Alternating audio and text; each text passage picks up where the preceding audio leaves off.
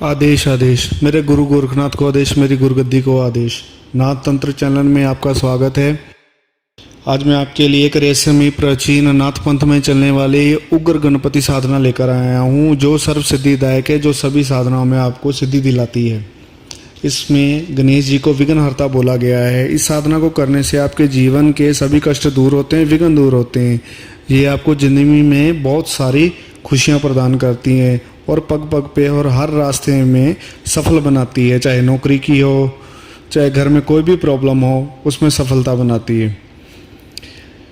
जब आप इस साधना को करोगे तो आपको इस साधना की शक्ति के बारे में पता चल जाएगा। गणपति सिद्धि लाइफ में इतनी ज़रूरी है, जैसे मकान को बनाने के लिए सबसे पहले नींव की ज़रूरत होती है।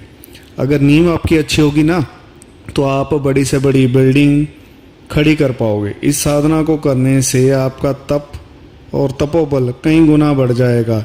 इस साधना से आपको गणपति बाबा जी के विराट दर्शन होंगे, जो गणपति बाबा जी के सभी विद्यमान रूप इस साधना से मिल जाएंगे आपको। मेरी मानो तो ये एक वीर साधना है। इसमें गणपति जी का क्रोध स्वरूप का दर्शन होगा आपको, और वो आपसे स्वयं बात करेंगे आपके सपने में आके। जब आप सो रहे होंगे तो आपकी आत्मा को बाहर निकाल लेंगे और सभी आपके सवालों के जवाब देंगे। आपको ऐसे लगेगा कि जैसे आपको रात को लेटे हुए आपका शरीर भारी हो गया, हिल नहीं पा रहा है, दबाव पड़ रहा है, वगैरह वगैरह। वो खुद बाबा जी खुद करते हैं, ना कि कोई गलत चीज़ आके करेगी साधना में। इस साधना से भाई सदा शिव सदा दुर्गा के एक साथ दर्शन होंगे।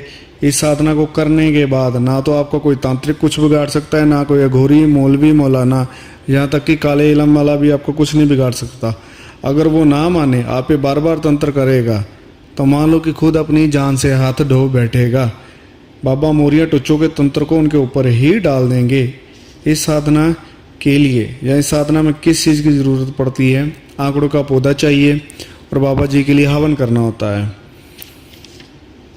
अब मैं अपनी बात पे आता हूँ। जब मैंने बाबा गणपति जी की साधना शुरू की थी तो अपने घर की छत पे ही करता था, खुले में। जब सर्दी इतनी पड़ती थी कि जिसको फोग बोलते हैं, जिसको धुंध बोलते हैं, उस समय करता था। और क्या करता था, हवन की जो चौकी लगाई जाती थी उसमें बेरी की लकड़ियों के साथ हवन करता था। 2-2 घंटे लग जाते थे, लेकिन आनंद बहुत आता था। एक दिन साला मुझे इतना डर लग रहा था कि इतनी सर्दी में मेरे पसीने छूटने लग पड़े थे कि मैं हवन बंद करूं और छत से नीचे चले जाऊं और जाके विश्राम कर लूं। लेकिन मेरे मन में एक जवाब आया कि ये मेरा अब आखिरी पल है, मेरे को अब ये ऐसा नहीं करना चाहिए, ये डरना नहीं चाहिए।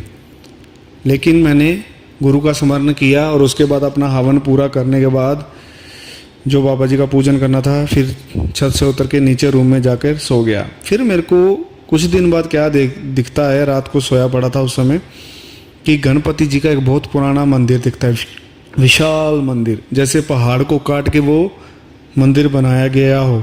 उसमें पहले तो मुझे गणेश मूर्ति खुद दिखती है, बहुत लंबी, साक्षात विराट रूप में। उनके कितने मुंह होते हैं और उनके हाथ में कितने सारे वो शस्त्र जो उनके थे वो थे। और वहाँ पे जो साक्षात मेरे को हाथी दिखाई दे रहे थे, उनकी सूंड में फूलों की माला थी। और वो हाथी आज के हाथियों से कई विशाल थे। जैसे युद्ध में वो हाथी नहीं चलते युद्ध में लड़ने के लिए, वो हाथी थे 1000 गुना काले रंग के। और वहाँ पे सदाशिव के भूत प्रेत भी थे, जो मेरे को देख के मेरी तरफ उंगली करके हंस रहे थे। किसी की एक आंख है, किसी की 3 है, किसी का एक सींग है, किसी के अनेकों सींग है।